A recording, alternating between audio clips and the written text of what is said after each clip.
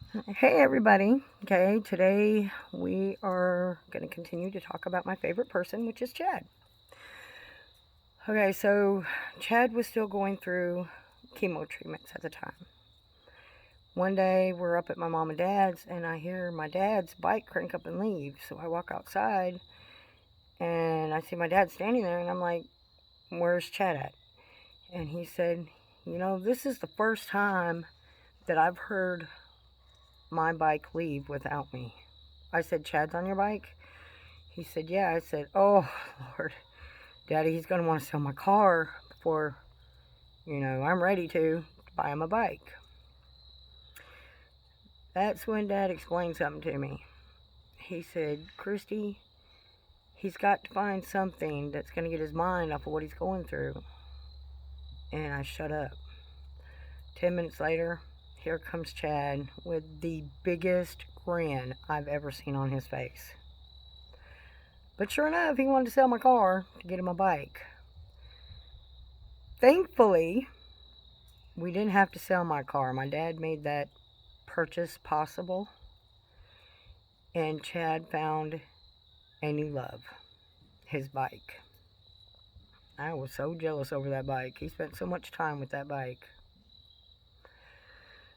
Chad's still going to chemo, but now we're getting news that, they're going to do what they can for him, but the cancer's grown. It's grown into veins, arteries, his heart, lungs, and they were worried about when the cancer would pull away from them organs, what type of damage it was going to do.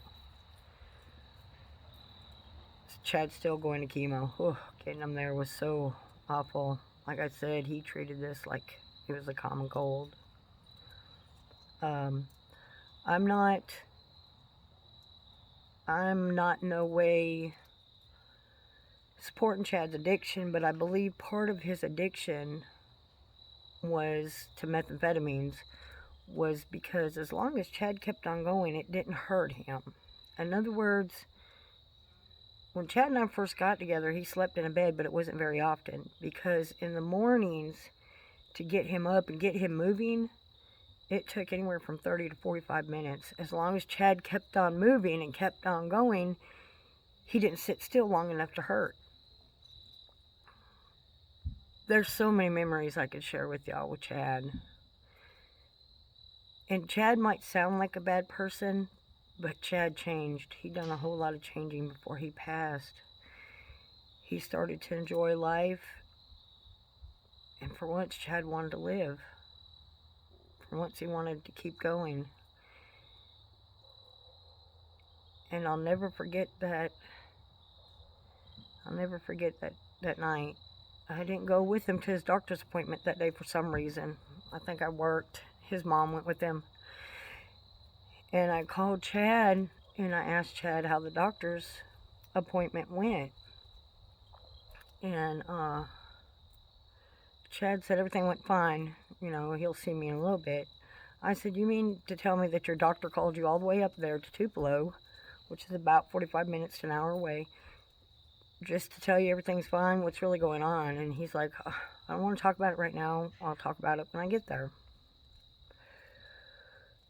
So I sat here on pins and needles. When his mom's car pulled up to my driveway, Chad wasn't in that car. She was there by herself. And she asked me if I would come out and talk to her. Well, when I walked out there, immediately I asked her, I said, "Where's Chad at?"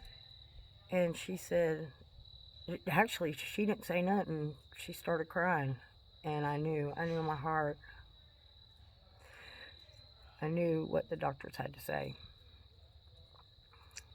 And basically that there was nothing more they could do for him. So I asked her where he was, and she said that he was up at Daddy's shop. So after we sat there and cried for a minute, she left, and I went up there to Daddy's shop to see him. Of course, he was up there with his beloved bike. And as soon as I walked in, he said to me, "Did you hear And I said, yeah. There was a thing between me and Chad when he first started taking chemo and they said that he wouldn't make it. I used to always ask him, Chad, this is your body. You know what's going on with your body. You know, what is your body telling you? You know, are you dying? And he'd say, no. And I'd say, that's great. That's good. Keep up with that. Keep believing that your mind is a strong thing. But on this particular day, when I was down in that shop and I asked him, Chad, it's your body. You know if something's not right. You know, are you dying? He said to me, Christy, it's different this time. Which, by the way, everybody, my close family calls me Christy. And that's because of my middle name. It's just something that's always been my nickname my whole life. And he said, it's different this time. I knew what was going on. Now, prior to all of this, when I was going with Chad to get his chemo, Chad carried his drugs with him. Why he carried his drugs with him, I still can't tell you to this day. But when we were pulled over coming back from chemo, and Chad had a pump and everything, he was sweating profusely, we got pulled over. Chad was driving. And he gave me his drugs, and I stuffed them in my bra. They arrested Chad for no driver's license, and they arrested me for giving a minor permission to operate a motorized vehicle. First of all, Chad wasn't a minor. Second of all, that was just a way to get me inside so they could have a female officer, search me. She didn't have to. I mean, she was going to find it. I told her I had it. Well, Chad dealt with the guilt. Honestly, when he left that jailhouse, I didn't think I'd ever see Chad again. But I stayed in jail a couple of weeks, and he bonded me out, and I got out. And he dealt with the guilt of me taking his charges. And because of my priors, I'm looking at prison. But I was so scared that he would miss his chemo. I took his charges. Sure did.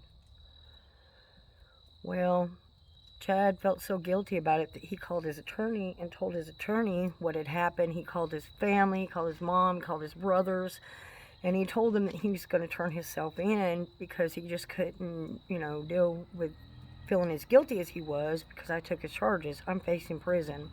His attorney told him don't turn himself in because he'd never see the light of day again. He'd die in prison with cancer.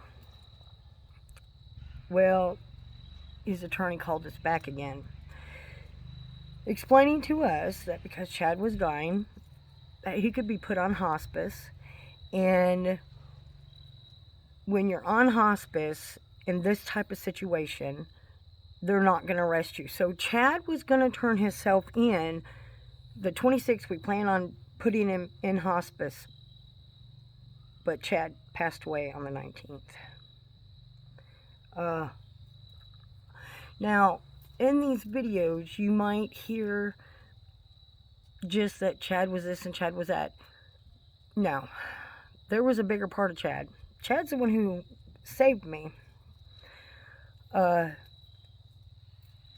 was told, I had court, Chad's done gone, and, I'm going to court. I know I'm going to prison. My daughter, she come up here, stayed with me for a week. Court was put off until the following week. And 2 days before court, she called me. And she said, Mom, everything's going to be okay. And I was like, okay. She said, no, everything's going to be okay. She said, Chad come to me in a dream last night, and I begged him not to leave. He told me, your mom's going to be okay. He kissed her on the forehead, and her dream was over. Now, what I did not share with nobody is that me and Chad were laying on the couch one day, and he said he would always be with me, but that I would know he was with me because he would kiss me on the forehead. Now, when Chad visited my daughter in that dream, Chad was not talking about jail. Chad was talking about sobriety. Because let me explain something to you. When I went to court, I can't even tell you how much time I got. I can't tell you how much time was suspended. I can't even tell you how much probation I got. I know I got house arrest because, see, I was seeing the judge do this. Because in my mind, I was thinking to myself, how am I going to stop this? The addict in me was saying, how are you going to quit? You're not going to be able to do this. I was seeing the judge talk to me, but I wasn't hearing nothing because I was hearing myself. That day that I came home, I could have easily went back to my old ways. I could have easily picked that up, took a big hit of it, killed all the pain. But I didn't.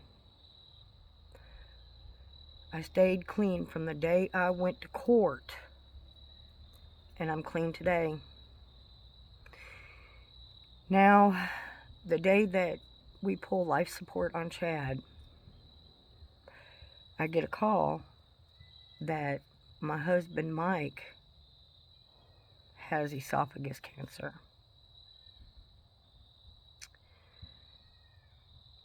I'm going to share that story with y'all in the next video.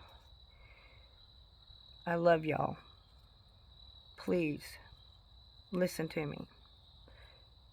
If you're an addict, keep pushing. It can happen. If you're the one that loves the addict, keep pushing. They need y'all. This is not something that's easy to do. It's not something that's easy for you to handle if you're the addict or you're the one that loves the addict. Because addiction doesn't just affect one person. That person that it's affecting, it affects everybody around them. Everybody. Addiction is not just for, the rednecks or the lowlifes. There's judges, attorneys, doctors, teachers. It reaches out to everyone. Nobody is unreachable for addiction. Nobody. That's why I'm giving and sharing a part of my life and my journey with y'all, because I have something that's just nagging on me. It says that I need to reach out to somebody who needs to hear a message. I love y'all, and I'll see y'all soon. Bye.